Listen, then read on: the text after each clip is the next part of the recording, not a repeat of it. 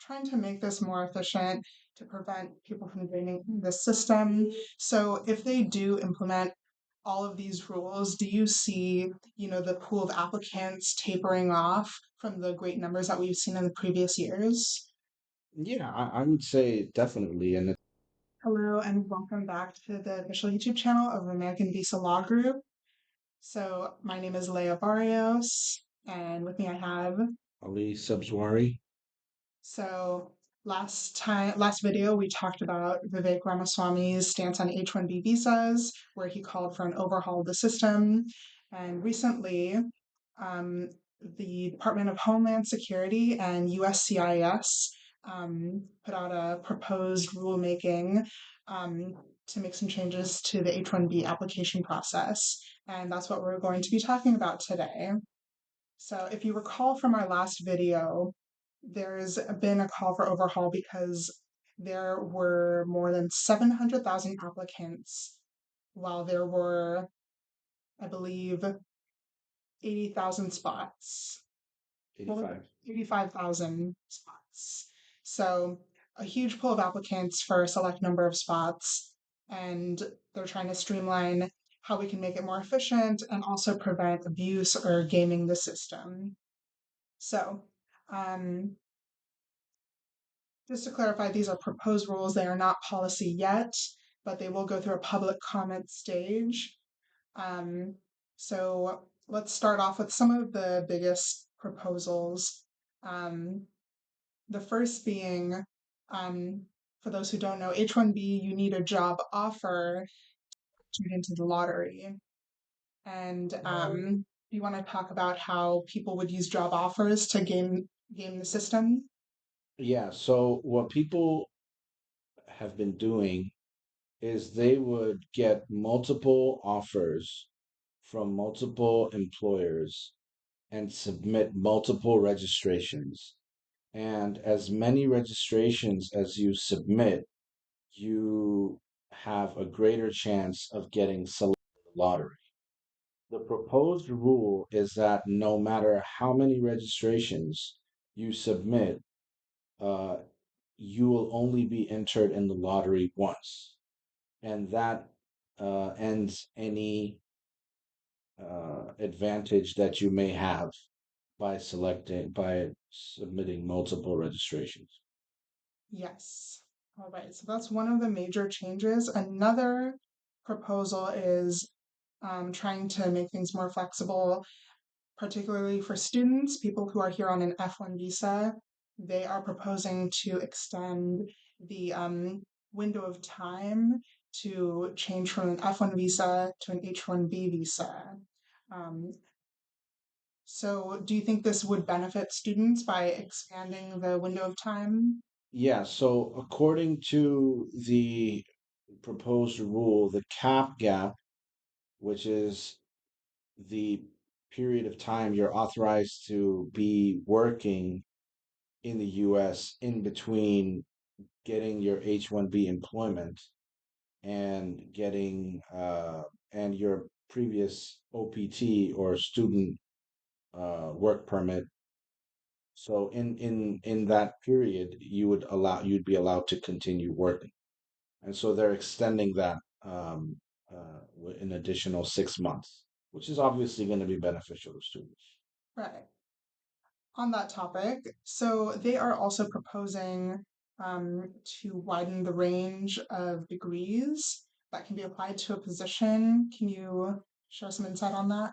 Yeah, so what they're trying to propose is that, first of all, general degrees like an MBA or like a bachelor's arts or something that has no specific specialization is not going to be considered. So if there's a job that requires that you have some sort of bachelor's degree, right?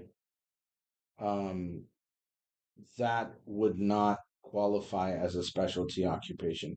But where they're adding the flexibility is if you have a position that potentially there's 3 degrees that would help you qualify. Any one of those degrees would be considered, you know, related to that occupation, and you have that degree, that would be sufficient. So if we were to say, for example, and it's kind of true today too, I guess maybe it's more of how they're implementing it, but if you are a software engineer and you have a degree in software engineering or computer science or uh, any IT related degree, it'll still be considered a specialty occupation. Um, it doesn't matter that there's more than one type of degree that's related. Oh, okay, okay. I see. Yeah. And so they're trying to make this more efficient to prevent people from draining the system. So if they do implement all of these rules, do you see, the pool of applicants tapering off from the great numbers that we've seen in the previous years? Yeah, I would say definitely, and it's about time. I mean, I think um, to make it fair, I wasn't expecting it to be one. I thought they would allow like you to be, at least enter two registrations and be counted as two. Hmm. But I think this is a fair system, so they're taking away the aspect of multiple job offers to one job applicant. And I think another thing that they proposed is, let's say you have four registrations, you get picked. It's you that that gets picked, not your job offers. And then you can choose which job offer you want to go with, and then submit the petition with them. That would definitely streamline uh, the process. Right. So it would kind of de-incentivize businesses from, trying to Well, get people, people. I mean, businesses don't really. It's more the applicant who's looking for multiple jobs and trying to get multiple Mhm. registrations in. Um, perhaps perhaps there are businesses out there too that are just looking for people on H1B to get them, because a lot of these consulting companies make their money by hiring H1B workers and then paying them less because they're placed at a third party uh, company that's actually doing the work. Like the work is actually happening there, but they're taking a cut because they're a consulting company. So I think, yeah, I think it definitely will reduce the number of applicants Okay. by a great number. And you mentioned some businesses taking a cut from using like remote work. So one of the proposals they have is a codification of site visits. So would that codification affect those businesses that use like third party or something like that?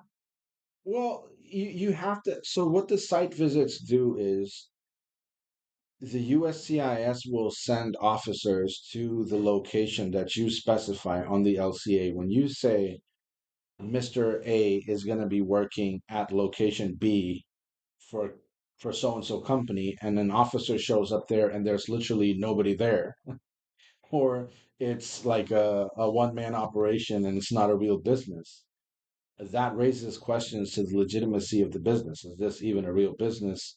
Why isn't the person actually placed there?